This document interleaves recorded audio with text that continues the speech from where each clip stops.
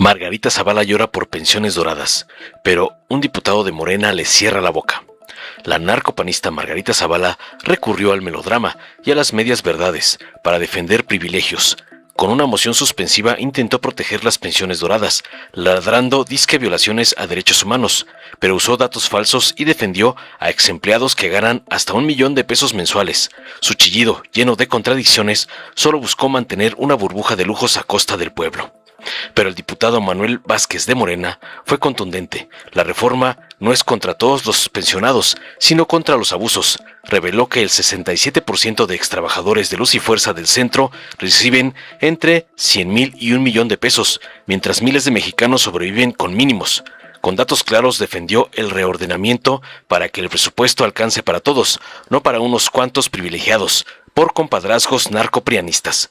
Veamos enseguida cómo la esposa del Borolas es callada por un sobreviviente de los 43 por defender las pensiones doradas, cómo le mandan sus narcopadrotes, el junior tóxico Claudio X y el evasor Salinas Pliego. Con su venia, presidente. Estoy y estamos en contra de lo que llaman pensiones doradas. Nadie está a favor de ellas. Estamos en contra de estos abusos que no reflejan ni remotamente lo trabajado.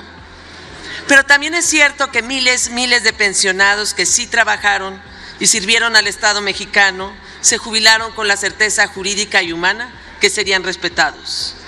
Debemos poner mucha atención a esto, porque la verdad es que armados de una sobrerepresentación artificial están a punto de aprobar un acto reprobable y perverso, que es realizar desde el poder una violación a los derechos humanos desde la Constitución. La reforma al artículo 127 violenta el derecho humano a la no retroactividad en perjuicio de persona alguna. Lo sabemos todos, violenta el artículo 14 constitucional.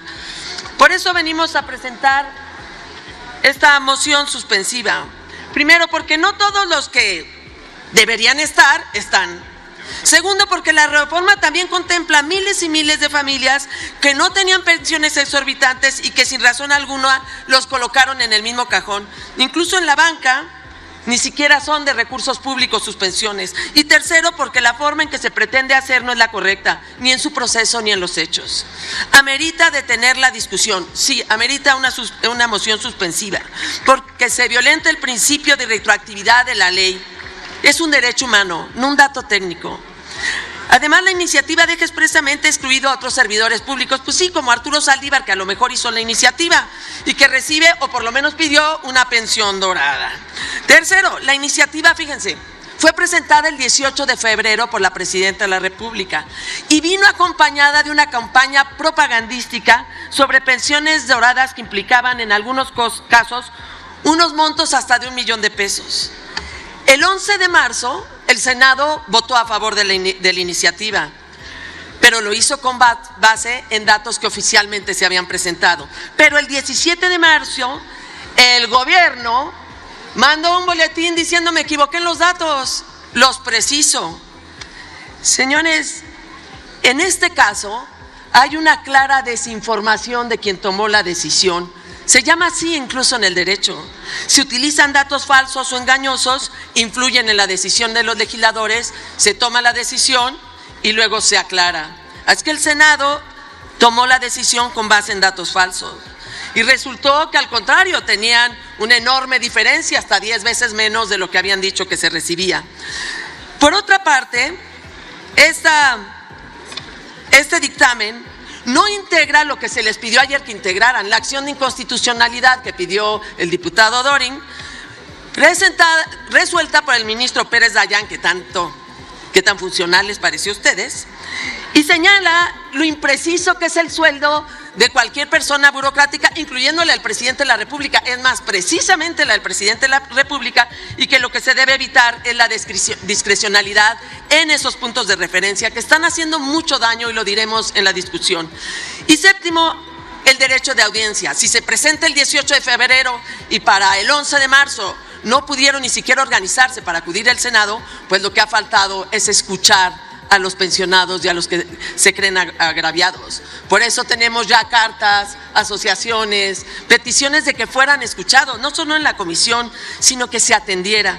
Una señal verdaderamente humanista sería estudiar los casos, sería escucharlos bien, sería estudiar lo que estamos decidiendo. En realidad, el Estado no va a obtener muchos recursos de esas pensiones doradas, sino de miles y miles de familias que tendríamos que escucharlas. Les están quitando al menos la mitad de lo que perciben.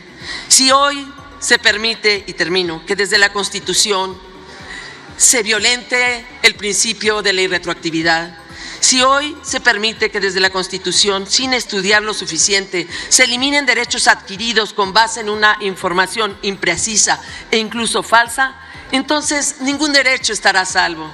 Ni la pensión, ni el ahorro, ni el patrimonio.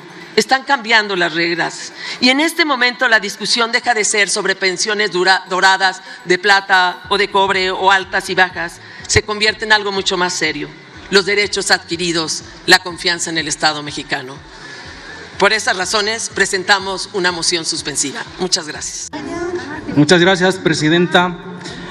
Quisiera expresar en primer lugar nuestro respeto, nuestro apoyo a todos y todas las trabajadoras del pueblo de México, porque durante décadas en Pemex, en CFE, en Luz y Fuerza Centro, en algunas otras instituciones del Estado, han hecho posible que nuestro país avance al lugar en el cual estamos en este momento.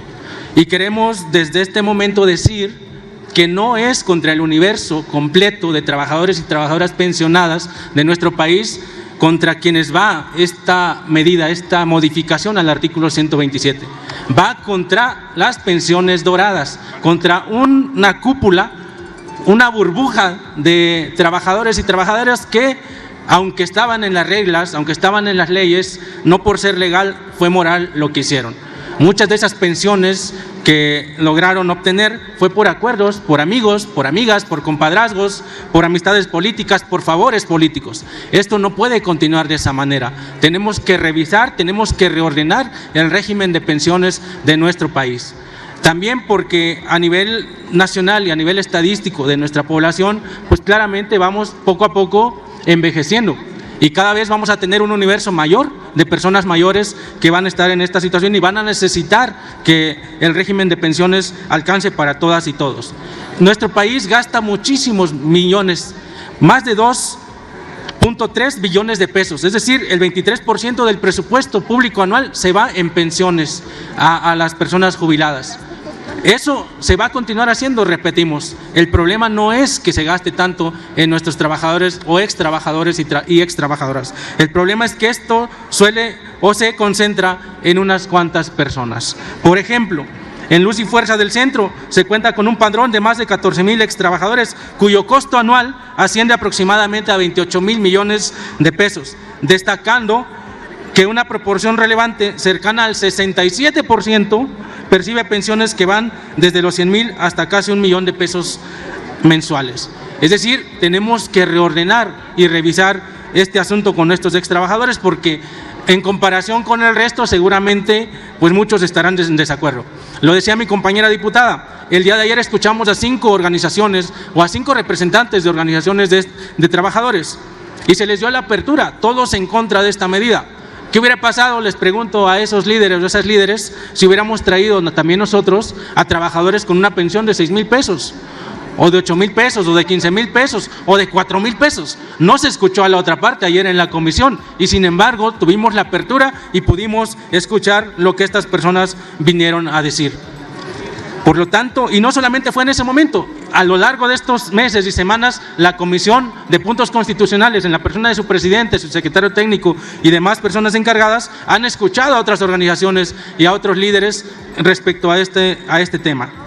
Cabe mencionar también que en el Senado este dictamen se aprobó por unanimidad, lo cual implica que hubo una discusión y que ahí estuvieron los representantes o los senadores y senadoras de la oposición y se convencieron de que una vez hechas las modificaciones y los artículos transitorios ya se podía transitar a aprobar este dictamen. Por lo tanto, no vemos mayor problema para que esto se haga. Lo dijeron también nuestros compañeros de oposición ayer, que no iban a defender a las pensiones doradas, no iban a defender a quienes se han aprovechado de este régimen pensionario. Entonces esperamos verlo a lo largo de esta discusión y en la votación correspondiente. Es cuanto, presidenta. Dale en me gusta. suscríbete, activa la campanita y compártelo para que más gente lo vea.